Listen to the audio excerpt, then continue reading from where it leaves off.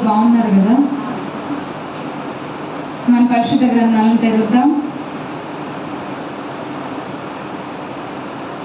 పరిశుద్ధ గ్రంథాలను తెరిచినట్లయితే మత్తయి సువార్త 10వ అధ్యాయము 40వ వచనం మనం చదువుకుందాం. మత్తయి సువార్త 10వ అధ్యాయము 40వ వచనం. మిమ్మును చేర్చుకొనువాడు నన్ను చేర్చుకొనును, నన్ను చేర్చుకొనువాడు నన్ను పంపిన వారిని చేర్చుకొనును. హల్లెలూయా. దయచేసి ఈ మాట అందరూ అనుసరించి పలకండి. మత్తయి సువార్త 10వ అధ్యాయం 40వ వచనం. మిమ్మును చేర్చుకొనువాడు నన్ను చేర్చుకొనును, నన్ను చేర్చుకొనువాడు నన్ను పంపిన వారిని చేర్చుకొనును. ఇక్కడ స్వయాన దేవుడు చెప్తున్నారు అనమాట. ఏమని చెప్తున్నారు? మిమ్మును చేర్చుకునేవాడు నన్ను చేర్చుకునేవాడు అవుతాడు. అలాగే నన్ను ఎవరైతే చేర్చుకుంటున్నారో, నన్ను చేర్చుకున్నవాడు నన్ను పంపిన వారిని, అంటే దేవుడైన తండ్రిని చేర్చుకున్నవాడు అవుతాడని యేసయ్య స్వయాన పలుకుతున్నారనమాట.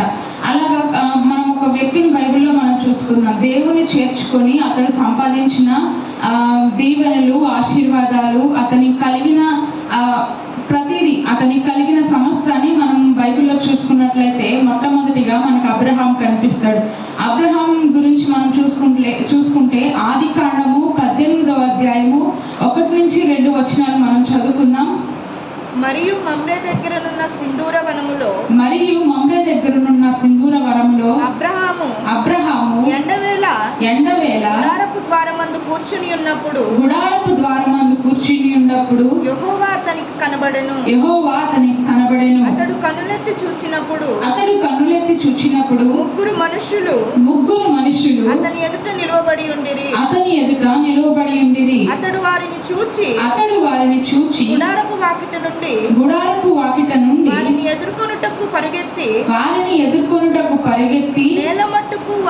నేల మట్టుకు వంగి. హల్లెలూయా.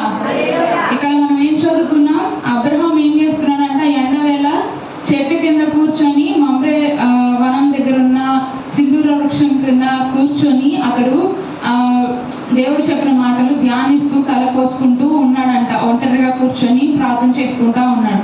అలా అతను చేసుకుంటున్న సమయంలో ముగ్గురు వ్యక్తులు అతనికి ఎదురుపడ్డారంట.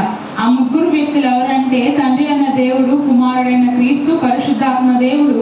ఈ ముగ్గురు వ్యక్తులు కూడా అతనికి ఎదురుపడి ఏం చేస్తున్నారంటే అతన్ని దర్శించడానికి వస్తున్నారు. అతన్ని దర్శించడానికి వస్తున్న సమయంలో అబ్రహాము వారిని చూడనట్లు ఉండలేదు. కానీ అతడు ఏం చేశాడు? వారిని ఎదుర్కొనుటకు వెళ్ళి నేల మటుకు వంగి, అంటే వారికి ఒబే చేస్తున్నాడు అనమాట. వారికి నమస్కరిస్తున్నారు, వారిని గొప్ప చేస్తున్నారు. ఎందుకంటే అతడు దేవుడు నన్ను దర్శించడానికి వచ్చారని చెప్పేసి అతడు ఆ దర్శనాన్ని పొందుకోవడానికి నేను దేవుణ్ణి చేర్చుకోవాలి, నా హృదయంలోకి చేర్చుకోవాలి, దేవుణ్ణి నేను గట్టిగా పట్టుకోవాలి అని ఒక దృఢమైన నమ్మకంతో వారిని చేర్చుకున్నాడు అనమాట. అలా చేర్చుకున్నప్పుడు అబ్రహాము ధ్యానిస్తూ ఉండగా ఆ ముగ్గురు మనుషులు వచ్చి అబ్రహాముని దర్శించి ఆ ఎండవేళ అబ్రహాముతో కొంత సమయాన్ని గడిపారు. అలా గడిపిన తర్వాత వాళ్ళు అబ్రహాంతో ఏం చెప్పారు? అబ్రహాం వాళ్ళకి ఏం చేశారు అనంటే, అబ్రహాము వాళ్ళకి పరిచర్య చేయడం స్టార్ట్ చేశారు అనమాట. తన భార్య అయిన శారా, అలాగే అబ్రహాము, ఈ ఇద్దరు కూడా ముగ్గురికి పరిచర్య చేయడం స్టార్ట్ చేశారు. వారికి భోజనం పెట్టడం, వారికి గుమగుమలాడే మటన్, చికెన్, మన భాషలో చెప్పుకోవాలంటే ఇలా చెప్పుకోవాలి, మటన్, చికెన్, ఇంకా రకరకాల వంటలు చేసి పెట్టి వాళ్ళకి తెస్తున్నారనమాట. అలా తెచ్చినప్పుడు అబ్రహాము శారా దగ్గరికి వెళ్ళి, నువ్వు త్వరగా పనులు చేయాలి, దేవుడు మనల్ని ఎదుర్కోవడానికి వచ్చాడు, దేవుడిని మనం చేర్చుకున్నాం, దేవుడు మనల్ని దర్శించడానికి వచ్చాడు, కాబట్టి నువ్వు త్వరగా పనులు చెయ్యి, దేవునికి పరిచర్య చెయ్యి అని అబ్రహాము శారాని ఎంకరేజ్ చేస్తున్నాడు అనమాట. ఎంకరేజ్ చేసినప్పుడు ఆ శారా గబగబా పనులన్నీ చేసేసి దేవుడు అబ్రహాము ఏదైతే చెప్పాడో, దేవునికి ఏమేమైతే ఆహారం పెట్టాలి, ఆ ముగ్గురు మనుషులకి భోజనం పెట్టాలి అని చెప్పేసి ఏదైతే చెప్పాడో, శారా అవన్నీ కూడా కంప్లీట్ చేసేసింది. మొత్తం పూర్తి చేసేసి వారికి ఆహారాన్ని, భోజనాన్ని తీసుకొచ్చింది అనమాట. తీసుకొచ్చిన తర్వాత వాళ్ళ జీవితాలు ఎలా మారిపోయినాయో తెలుసా? వాళ్ళు ఆ ముగ్గురు మనుషులకి పరిచర్య చేసిన తర్వాత వాళ్ళ జీవితాలు ఎలా మారిపోయాయో తెలుసా?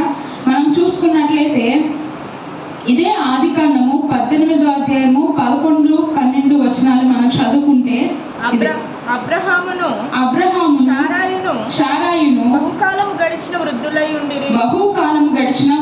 ఉండిరి. స్త్రీ ధర్మము షారాకు నిలిచిపోయెను గనుక షారా నేను బలము ఉడిగిన దాననైన తరువాత నాకు సుఖము కలుగున నా యజమానుడును వృద్ధుడై ఉన్నాడు కదా అని తనలో నవ్వుకొనెను. హల్లెలూయా. ఇక్కడ ఏం చదువుతున్నాము? అబ్రహాము శారా ఏమైపోయారంట? బహుకాలం గడిచిన వృద్ధులైపోయారు. అంటే వృద్ధాప్యంలో ఇప్పుడు మనకి 40 ఏళ్ళు వస్తేనే కీళ్ళ నొప్పులు, కాళ్ళ నొప్పులు, అన్ని జాయింట్ పెయిన్లు అన్నీ వచ్చేస్తాయి కదా. జాయింట్ పెయిన్స్ అన్నీ వచ్చేసి నడవలేము, కూర్చోలేము, వంగలేము, నుంచోలేము, ఏది చేయలేము. కానీ ఇక్కడ అబ్రహాము శారా ఏం చేస్తున్నారంటే బహుకాలం గడిచిన వృద్ధులైనప్పటికీ కూడా వారు ఏం చేస్తున్నారంటే విశ్వాసంతో, నమ్మకంతో వచ్చిన దేవునికి వాళ్ళు పరిచర్య చేయడం మొదలు పెట్టారనమాట. హల్లెలూయా. అలా పరిచర్య చేయడం మొదలు పెట్టినప్పుడు వారి జీవితాల్లో ఒక మలుపు అనేది స్టార్ట్ అయిందనమాట. ఒక ఆశీర్వాదం అనేది స్టార్ట్ అయింది. ఏంటిదంటే ఇక్కడ మనం చదువుకుంటున్నాం, అబ్రహాము శారా బహుకాలం గడిచిన వృద్ధులై ఉన్నారు. స్త్రీ ధర్మము శారాకు ఆగిపోయింది.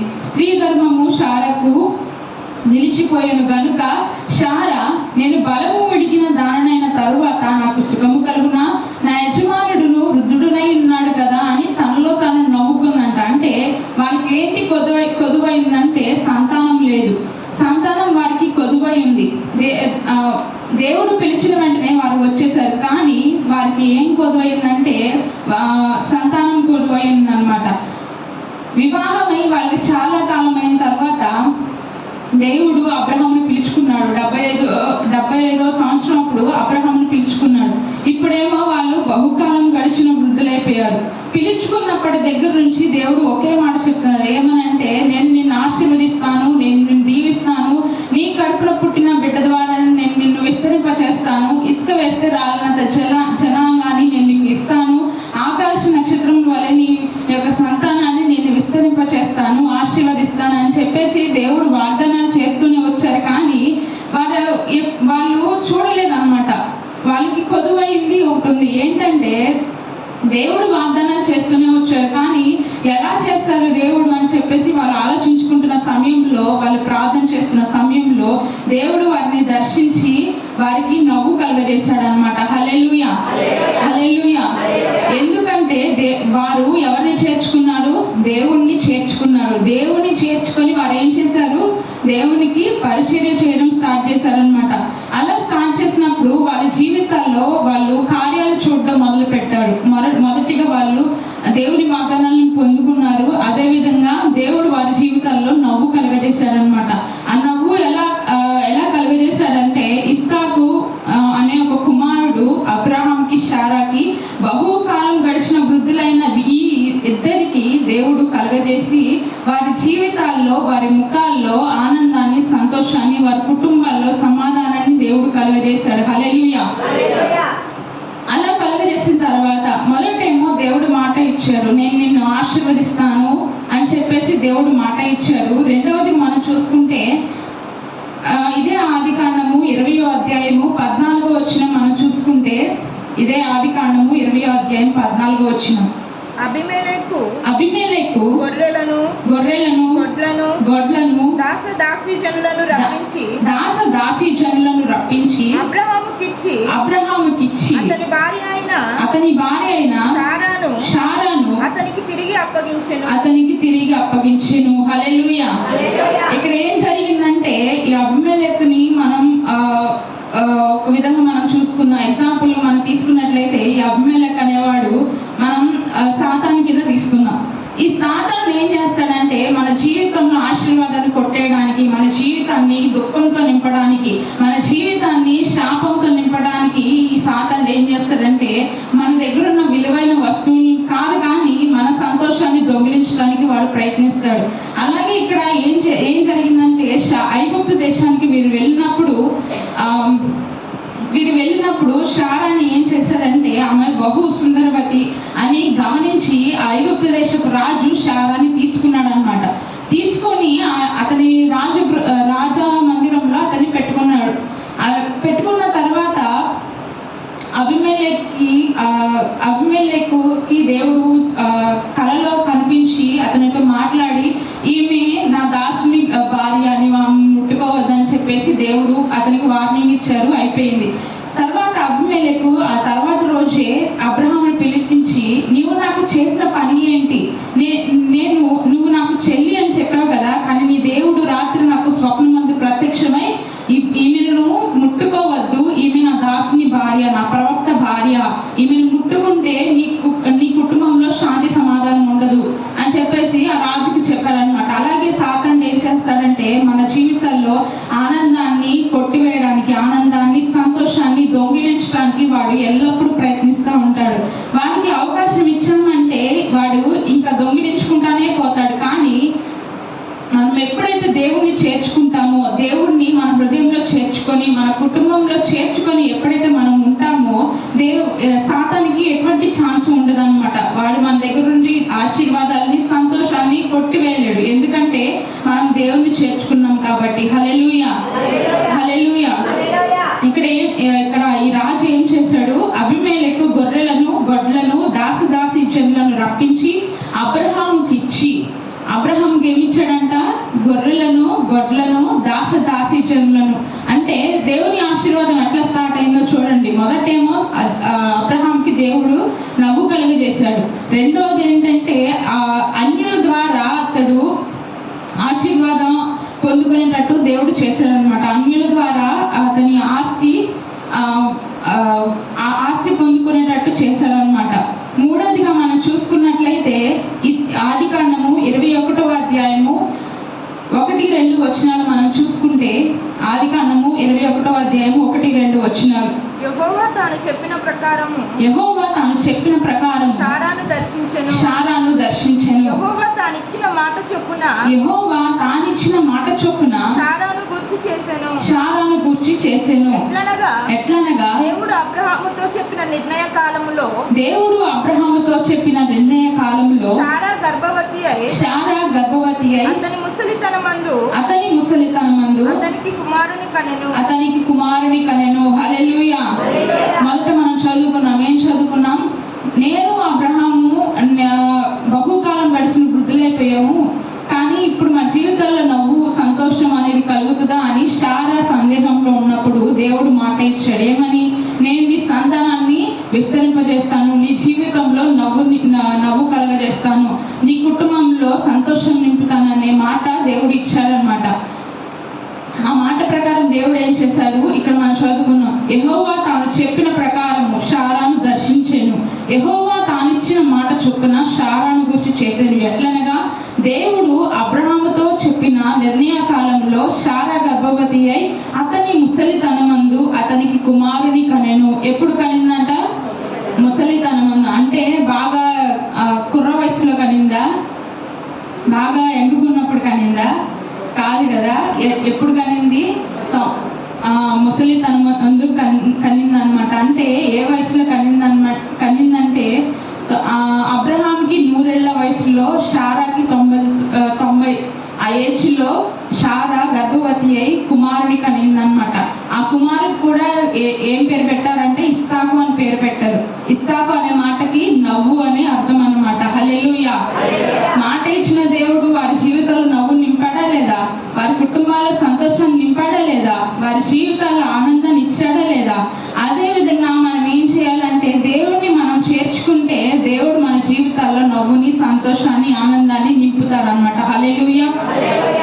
ఇంకోటి మనం చూసుకున్నట్లయితే ఇదే ఆదికాండము 24వ అధ్యాయము 1వ వచనం మనం చూసుకుంటే, ఇదే ఆదికాండము 24వ అధ్యాయము 1వ వచనం. అబ్రహాము బహుకాలము గడిచిన వృద్ధుడై ఉండెను. అన్ని విషయములలోను యెహోవా అబ్రహామును ఆశీర్వదించెను. హల్లెలూయా. ఏం చదువుకున్నాం ఇక్కడ? అబ్రహాము ఏం దేవుడు మాట ఇచ్చినప్పుడేమో వృద్ధులయ్యారు, ఇక్కడేమో బహుకాలం గడిచిన వృద్ధులైనప్పుడు కూడా దేవుడు వారిని ఆశీర్వదించడం ఆపలేదు. దేవుడు వారిని ఆశీర్వదిస్తూనే ఉన్నారు. అన్ని విషయంలో యెహోవా ఏం చేశారు? అబ్రహాముని ఆశీర్వదించారంట. ఎందుకు ఆశీర్వదించారు? మొదట దేవుణ్ణి అతడు చేర్చుకున్నాడు కాబట్టి, దేవుణ్ణి చేర్చుకొని దేవునికి పరిచయం అతడు చేశాడు కాబట్టి, దేవుని యందు విశ్వసించాడు కాబట్టి, దేవుణ్ణి సొంత రక్షకుడుగా అంగీకరించాడు కాబట్టి, దేవుని యందు విశ్వాసం ఉంచాడు కాబట్టి దేవుడు ఏం చేశాడంటే అతని జీవితంలో కార్యాలు చేయడం మొదలు పెట్టారు. హల్లెలూయా. ఇంకోటి మనం చూసుకున్నట్లయితే ఇదే ఆదికాండము 24వ అధ్యాయము, ఇదే ఆదికాండం 24వ అధ్యాయము 34 నుంచి 36 వచనాలు. 24వ అధ్యాయము 34, 35, 36 వచనాలు మనం చదువుకుందాం. అంతటా అతడిట్లా నేను అబ్రహాము దాసుడను, యెహోవా నా యజమానుని బహుగా ఆశీర్వదించెను గనుక అతడు గొప్పవాడాయెను. అతనికి గొర్రెలను, గొడ్లను, వెండి బంగారములను, దాసదాసి జనమును, ఒంటెలను, గాడిదలను దయచేసెను. నా యజమానుని భార్య అయిన శారా వృద్ధాప్యములో నా యజమానునికి కుమారుని కనెను. నా యజమానుడు తనకు కలిగినది యావత్తును అతనికి ఇచ్చి ఉన్నాడు. హల్లెలూయా. ఇక్కడ ఏం చదువుకున్నాము? అంతటా అతడిట్లనను. ఎవరంటున్నారు? ఎవరంటే ఈ వ్యక్తి ఎవరంటే అబ్రహాము ఇంటికి పెద్ద దాసుడైన ఎలియాజరు అనే వ్యక్తి ఈ సాక్ష్యం పలుకుతున్నాడు అనమాట. ఎవరి గురించి పలుకుతున్నారు? అబ్రహాం గురించి పలుకుతున్నాడు అనమాట. ఏమని పలుకుతున్నాడు? అంతటా అతడిట్లనెను, నేను అబ్రహాము దాసుడను, యెహోవా నా యజమానుని బహుగా ఆశీర్వదించాను గనుక అతడు ఏమయ్యాడు? గొప్పవాడయ్యాడంట. ఎందుకు గొప్పవాడయ్యాడు? దేవుడు అతన్ని ఆశీర్వదించారు. ఎందుకు ఆశీర్వదించారు? దేవుణ్ణి అతడు చేర్చుకున్నాడు కాబట్టి దేవుని ఆశీర్వాదం అతనికి ప్రత్యక్షంగా కనపడుతుంది అనమాట. మొదట అతని కుటుంబంలో చూశాడు. ఇప్పుడు ఏం జరుగుతుందంటే అతని దాసదాసీలకు కూడా, అతని కుటుంబంలో ఉన్న సభ్యులకు కూడా, అతని పరివారికి కూడా ఆశీర్వాదాన్ని దేవుడు కనపడేటట్టు చేశాడు అనమాట. హల్లెలూయా. ఇక్కడ ఏం చదువుతున్నాము? అంతటా అతడిట్లా నేను అబ్రహాము దాసుడను, యెహోవా నా యజమానుని బహుగా ఆశీర్వదించాను గనుక అతడు గొప్పవాడాయెను. అతనికి గొర్రెలను, గొడ్లను, వెండి బంగారములను, దాసదాసి జనమును, ఒంటెలను, గాడిదలను దయచేసెను. నా యజమానుని భార్య అయిన శారా వృద్ధాప్యంలో నా యజమానికి కుమారుని కనెను. నా యజమానుడు తనకు కలిగినది యావత్తు అతనికి ఇచ్చి ఉన్నాడు. హల్లెలూయా. దేవుని ఆశీర్వాదం ఎలా వెళ్తుందంటే, సముద్రంలో అలలు ఎలా అయితే ఒకదానిపైన ఒకటి ఎలా అయితే వస్తాయో, దేవుని ఆశీర్వాదం కూడా తరతరాలకి అట్లా వస్తానే ఉంటాయి అన్నమాట. అట్లా అలల్లాగా దేవుని ఆశీర్వాదం వస్తానే ఉంటాయి. కానీ మొదట మనం ఏం చేయాలి? దేవుణ్ణి చేర్చుకోవాలి. మొదట మన హృదయంలో చేర్చుకోవాలి, మన కుటుంబంలో చేర్చుకోవాలి. మన హృదయంలో, మన కుటుంబంలో చేర్చుకున్నప్పుడు దేవుడు మన జీవితాన్ని నవ్వుతో నింపుతారు. అలాగే దేవుడు మాట ఇచ్చిన దేవుడు వాగ్దానాలు నెరవేరుస్తారు. అదేవిధంగా అన్ని విషయాల్లో మనకి ఆశీర్వాదాన్ని అనుగ్రహిస్తారు. ఇంకోటి మనం చూసుకున్నట్లయితే, అబ్రహాము గురించి అతని ఇంటి పెద్ద దాసుడైన ఎలియాజరు సాక్ష్యం ఇస్తున్నాడు అనమాట. అదేవిధంగా దేవుని మనం చేర్చుకున్నట్లయితే మన గురించి మన కుటుంబస్తులు, మన సంఘస్థులు, లేకపోతే బయట వారు, మన ఇంటి ప్రక్కన ఉన్నవారు, ఎవరైనా సరే దేవుడిని మనం చేర్చుకున్నప్పుడు మన గురించి సాక్ష్యం ఇవ్వగలుగుతారు. ఎందుకంటే మన ప్రవర్తన వాళ్ళని ఆకర్షించగలుగుతుంది అనమాట. హల్లెలూయా. కాబట్టి మనం దేవుణ్ణి చేర్చుకోవాలి. మన హృదయంలో, మన మనస్సులో, మన తలంపుల్లో, మన కుటుంబంలోకి దేవుని చేర్చుకున్న వారం అయ్యాము అని అంటే దేవుని ఆశీర్వాదానికి వారసులం అవుతాం అన్నమాట. ఇంకోటి మనం చూసుకుంటే ఆదికాండము 25వ అధ్యాయము 11వ వచనం మనం చదువుకుందాం. ఆదికాండము 25వ అధ్యాయం 11వ వచనం. అబ్రహాము మృతి పొందిన తరువాత దేవుడు అతని కుమారుడకు ఇస్సాకును ఆశీర్వదించెను. అప్పుడు ఇస్సాకు బేయర్ లహాయి రోయి దగ్గర కాపురం ఉండెను. హల్లెలూయా. ఇక్కడ ఏం చదువుకున్నాం? అబ్రహాము మృతి పొందిన తర్వాత దేవుడు అతని కుమారుడు ఇస్సాకును ఆశీర్వదించాను. ఏం జరిగింది ఇక్కడ? అబ్రహాము బహుకాలం గడిచిన వృద్ధుడైనప్పుడు దేవుడు అతన్ని ఆశీర్వదించాడు. అంత మాత్రమే కాదు, అతడు చనిపోయిన తర్వాత కూడా అతని కుమారుడిని దేవుడు ఆశీర్వదించాడు. మొదట ఏం చెప్పాడు దేవుడు? నేను నీ సంతానాన్ని విస్తరింపజేస్తాను, నీలో నుండి వచ్చిన నీ కుమారుడి వలన నేను నీ సంతానాన్ని వృద్ధి పొందిస్తాను అని చెప్పి దేవుడు మాట ఇచ్చారా లేదా? అదేవిధంగా దేవుడు ఏం చేస్తున్నారంటే ఆ వాగ్దానాన్ని నెరవేరుస్తున్నారు అనమాట. ఇక్కడ ఏం జరిగింది? అబ్రహాం మృతి పొందిన తర్వాత దేవుడు అతని కుమారుడిని ఇస్సాకును ఆశీర్వదించాలన్నమాట. అది అబ్రహాంతోనే ఆగిపోలేదు, కానీ ఇస్సాకు వరకు వెళ్ళింది అనమాట. ఇస్సాకు తర్వాత యాకోబుకు వెళ్ళింది. యాకోబు నుంచి తరతరాలుగా ఇశ్రాయేలుకి ఇప్పుడు వరకు కూడా ఆశీర్వాదాన్ని వాళ్ళు అనుభవించగలుగుతున్నారు. హల్లెలూయా. ఒకవేళ ఆ రోజున అబ్రహాము దేవుని చేర్చుకోకపోయి ఉంటే ఏం జరిగేది? ఈరోజు దేవుడు ఆశీర్వదించిన వాళ్ళు ఎక్కడ కనపడే వాళ్ళు కాదనమాట. అతడు దేవుణ్ణి చేర్చుకున్నాడు కాబట్టి దేవుడు అతన్ని తరతరాలుగా ఆశీర్వదిస్తూనే వస్తున్నారు. హల్లెలూయా. ఇంకోటి మనం చూసుకుంటే, దేవుడు మనం చేర్చుకుంటే దేవుడు ఏం చేస్తారు అని అంటే, లూకాసు వార్త 9వ అధ్యాయము 11వ వచనం మనం చదువుకుందాం. లూకాసు వార్త 9వ అధ్యాయము 11వ వచనం. లూకాసు వార్త 9వ అధ్యాయము 11వ వచనం. జనసమూహములు అది తెలుసుకొని ఆయనను వెంబడింపగా ఆయన వారిని చేర్చుకొని దేవుని రాజ్యమును గూర్చి వారితో మాట్లాడుచు స్వస్థత కావలసిన వారిని స్వస్థపరచెను. హల్లెలూయా. ఇక్కడ ఏం జరిగింది? జనసమూహములు అది తెలుసుకొని, ఏది తెలుసుకొని? యేసయ్య ఈ మార్గం గుండా వెళ్తున్నాడు, యేసయ్య మాటలు వినాలి, ఆయన కార్యాలు చూడాలి, ఆయన చేసే అద్భుతమైన కార్యాలు చూడాలని చెప్పేసి యేసయ్య ఈ ప్రాంతానికి వచ్చారని తెలుసుకొని జనసమూహము ఆయన దగ్గరకు వెళ్ళారనమాట. ఆయన దగ్గరకు వెళ్ళినప్పుడు ఆయన ఏం చేయలేదు, వారిని త్రోసివేయలేదు. ఏం చేశాడు ఆయన? వారిని చేర్చుకున్నారు. వారిని చేర్చుకొని వారికి ఏం చెప్పారు అంటే, దేవుని రాజ్యం గురించి వారితో మాట్లాడి స్వస్థత కావాల్సిన వారిని దేవుడు స్వస్థపరిచాడు అనమాట. హల్లెలూయా. దేవుడిని మనం చేర్చుకుంటే దేవుడు మన జీవితంలో ఆనందాన్ని, సంతోషాన్ని, నవ్వు నింపడమే కాదు, దేవుడు మనకి స్వస్థతను కూడా ఇస్తాడనమాట. దేవుడు మనకి ముందు మనతో మాట్లాడతారు, మనల్ని చేర్చుకుంటారు. మనం ఎప్పుడైతే దేవుడిని చేర్చుకుంటామో దేవుడు మనల్ని చేర్చుకుంటారనమాట. అలా చేర్చుకున్న తర్వాత మనకి స్వస్థతని, ఆరోగ్యాన్ని, మనకి ఏదైతే కొదువు ఉందో సమస్తాన్ని కూడా దేవుడు మన కొదువులను నింపే దేవుడు అనమాట. హల్లెలూయా.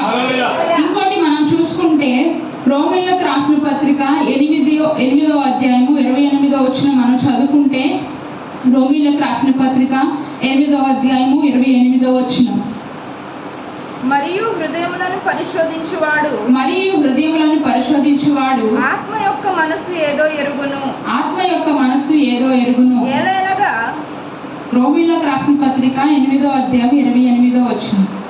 దేవుని ప్రేమించు వారికి అనగా ఆయన సంకల్పము చొప్పున పిలువబడిన వారికి మేలు కలుగుటకై సమస్తమును సమకూడి జరుగుచున్నవని ఎరుగుదము. హల్లెలూయా. మొదటిగా ఏం చేయాలి? మనం దేవుణ్ణి చేర్చుకోవాలి. అబ్రహాం ఏ విధంగా అయితే చేశాడో, దేవుణ్ణి చేర్చుకొని అతడు ఏ విధంగా అయితే పరిచర్య చేశాడో, అలా మనం చేసినప్పుడు దేవుడు మనల్ని చేర్చుకుంటారు. దేవుడు మనం చేర్చుకుంటమే కాదు, మనల్ని చేర్చుకొని ఆయన ఏం చేస్తారంటే మనతో మాట్లాడతారు. మనతో మాట్లాడి మనకి స్వస్థతలు అనుగ్రహిస్తారు. మనకు కావాల్సినవన్నీ కూడా దేవుడు అనుగ్రహిస్తారు అన్నమాట. మనం చేర్చుకొని ఏం చేయాలి అని అంటే ఆయన ప్రేమించాలి. ఇక్కడ మనం అదే చదువుకున్నాం. దేవుణ్ణి ప్రేమించు వారికి అనగా ఆయన సంకల్పం చొప్పున పిలువబడిన వారికి మేలు కలుగుటకై సమస్తము సమకూడి జరుగుచున్నవని ఎరుగుదము. ఇక్కడ ఏం జరుగుతుంది? దేవుని ప్రేమించే వారికి ఏం జరుగుతుందంట? మేలు జరుగుతుంది. మేలు జరగటమే కాదు, సమస్తము సమకూడి జరుగుతుంది అనమాట. అంటే దేవుడు సమస్తమైన విషయాల్లో, ఆర్థిక పరిస్థితుల్లో కానీ, ఆర్థిక పరిస్థితులనే కానీ కానీ దేవుడు మార్చేస్తాడనమాట. హల్లెలూయా. కానీ మొట్టమొదటిగా మనం చేయాల్సిన పని ఏంటంటే దేవుణ్ణి చేర్చుకోవాలి. దేవుణ్ణి చేర్చుకొని ఆయనకు పరిచర్య చేయాలి. ఆయనకు పరిచర్య చేసినప్పుడు దేవుడు మన జీవితాల్లో నవ్వుని, ఆనందాన్ని, సంతోషాన్ని ఇస్తారు. అలాగే మాట ఇచ్చిన దేవుడు ఆ మాటను నిలబెడతారు, ఆ మాటను నెరవేరుస్తారు. మన జీవితంలో ఒక సాక్ష్యం అనేది దేవుడు మనకి ఇస్తారనమాట. అలా సాక్ష్యాన్ని ఇచ్చిన తర్వాత దేవుడు ఏం చేస్తారంటే మనల్ని చేర్చుకొని మనకు కావాల్సిన అవసరతలన్నిటి కూడా దేవుడు తీరుస్తారనమాట. కాబట్టి ఈ దినం నుంచి కూడా మనం దేవుణ్ణి చేర్చుకొని మనం ఆయన చేర్చుకొని ఆయన యొక్క సంతోషాన్ని, ఆయన ఇచ్చే ఆనందాన్ని మనం పొందుకోగలిగినట్లయితే మనం దేవుని రాజ్యానికి వారసులం అవుతాం అన్నమాట. దేవుడి కొద్ది వాక్యాన్ని దీవించును గాక.